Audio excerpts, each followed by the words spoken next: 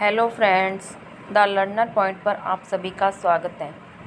आज हम क्लास 6 के पाठ 18 वैदिक सभ्यता व संस्कृति से संबंधित प्रश्न उत्तर करेंगे।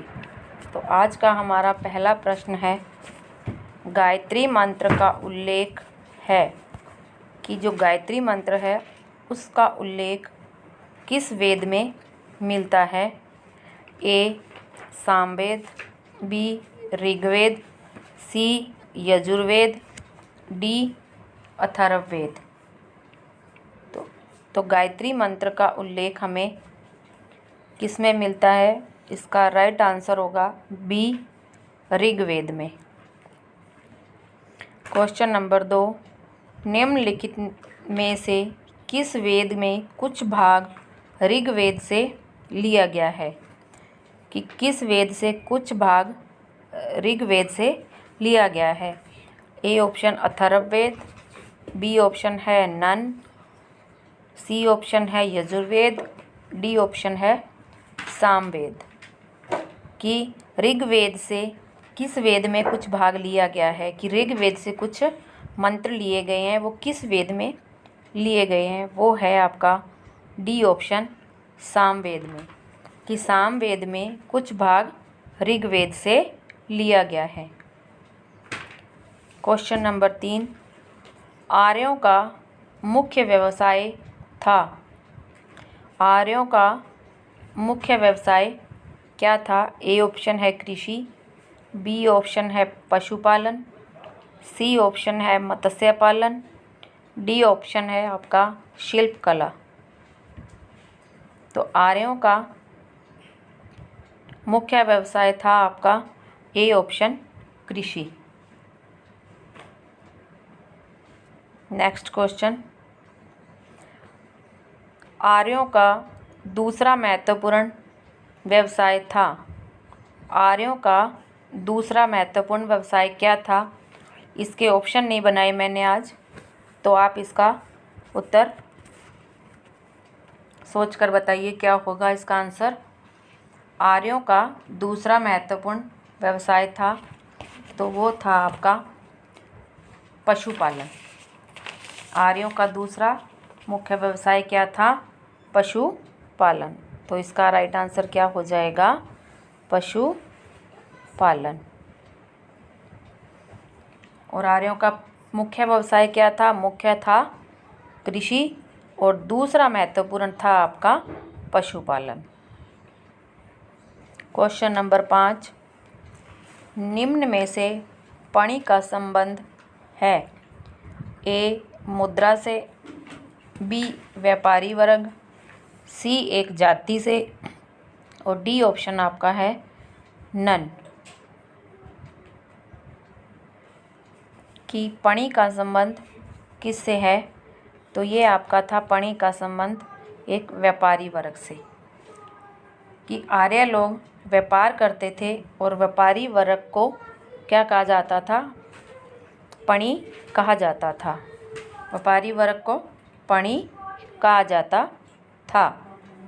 नेक्स्ट क्वेश्चन, रावी नदी का प्राचीन नाम। आपको रावी नदी का प्राचीन नाम बताना है। ए विपाशा, बी अश्कनी, सी परुषणी, डी कुरुमदा। तो ये क्वेश्चन आपका पहले रीड में पूछा भी गया है कि रावी नदी का प्राचीन नाम क्या था। तो इसका राइट आंसर होगा सी ऑप्शन परुषणी। अगर आपसे विपाशा का पूछे तो विपाशा का वर्तमान नाम क्या है? तो इसका वर्तमान नाम है व्यास। तो प्राचीन नाम हो गया व्यास का विपाशा। और अश्कनी का वर्तमान नाम क्या है? चिनाब। तो प्राचीन नाम अश्कनी और वर्तमान नाम चिनाब। तो परुषणी का तो हो गया रावी। तो कुरुमदा किसका प्राचीन नाम था? कुर्रुम का। जो आजकल वर्तमान में क्या नाम है इसका? कुरुमदा का। वर्तमान में इसका नाम है कुर्रुम। क्वेश्चन नंबर 7, कितने वर्ष की तपस्या के बाद महात्मा बुद्ध को ज्ञान प्राप्त हुआ? ए ऑप्शन 35 वर्ष, बी ऑप्शन 30 वर्ष, सी ऑप्शन 17 वर्ष, डी ऑप्शन 6 वर्ष। कि कितने वर्ष की तपस्या के बाद महात्मा बुद्ध को ज्ञान प्राप्त हुआ? तो इसका राइट आंसर होगा आपका डी ऑप्शन 6 वर्ष। तो 35 वर्ष तो क्या थी, उनकी खुद की आयु थी। 35 वर्ष के तो वो खुद थे और 6 वर्ष मतलब की तपस्या की थी, तो उन्होंने ज्ञान प्राप्त हो गया था। तो ज्ञान कब प्राप्त हुआ? तो टोटल पूछे तो आपको इनको 42वें वर्ष में, जब 42वें साल के हो गए थे तब उनको ज्ञान प्राप्त हो गया था। और तपस्या कितने? 6 साल बाद तपस्या की थी, 6 वर्ष। क्वेश्चन नंबर 8, बुद्ध की शिक्षाएं आर्य सत्य कितनी है? बुद्ध की शिक्षाएं आर्य सत्य कितनी है?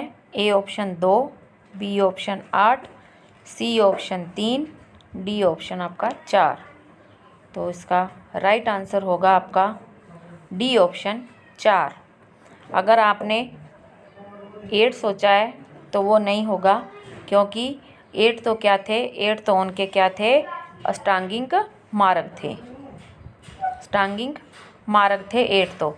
और बुद्ध की शिक्षाएं पूछे तो वो आपकी थी 4, जो आर्य सत्य थे वो थे 4। क्वेश्चन नंबर 9, अभी तक आपने अगर हमारे चैनल को सब्सक्राइब नहीं किया है तो इसको सब्सक्राइब ज़रूर कर लें, ताकि आपको नेक्स्ट वीडियो मिलता रहे।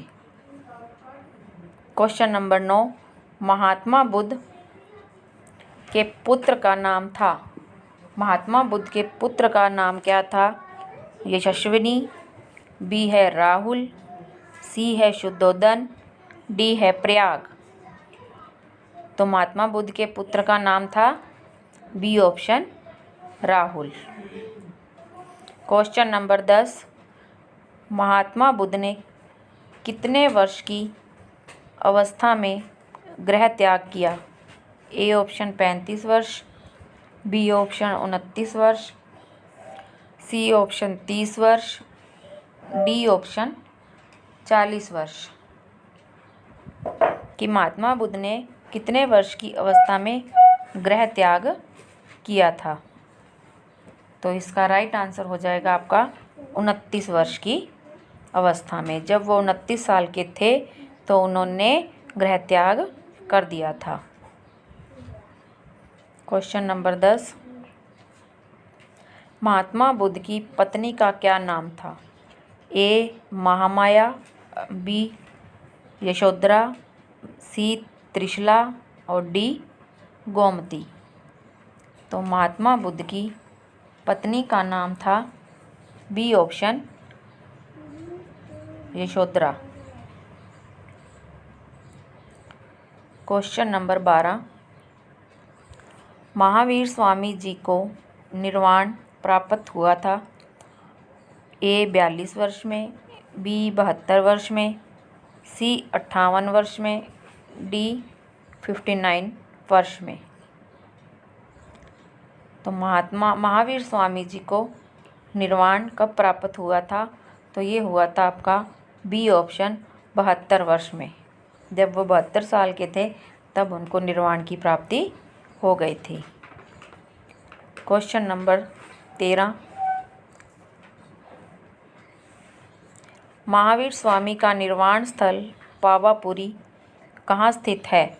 ए उत्तर प्रदेश, बी बिहार, सी झारखंड और डी ऑप्शन है आपका नेपाल। ये जो पावापुरी है ये कहाँ स्थित है वर्तमान में? ये आपका बिहार में पड़ता है। तो इसका राइट आंसर क्या होगा? B option Bihar. Question number 14, Mahavir Swami ji को कितने वर्ष बाद कैवल्य प्राप्त हुआ? महावीर स्वामी को कितने वर्ष बाद कैवल्य प्राप्त हुआ? ए ऑप्शन 16 वर्ष, बी 72 वर्ष, सी 12 वर्ष, डी 20 वर्ष। तो कब प्राप्त हुआ था इनको कैवल्य? तो इसका राइट आंसर क्या हो जाएगा? सी ऑप्शन 12 वर्ष। 12 वर्ष के बाद इनको कैवल्य प्राप्त हुआ था। क्वेश्चन नंबर 15, महावीर स्वामी जी ने घर का त्याग कब किया था? ए ऑप्शन 35 वर्ष, बी 12 वर्ष में, सी 29 वर्ष में और डी ऑप्शन आपका है 30 वर्ष में। कि महावीर स्वामी ने घर का त्याग कब किया?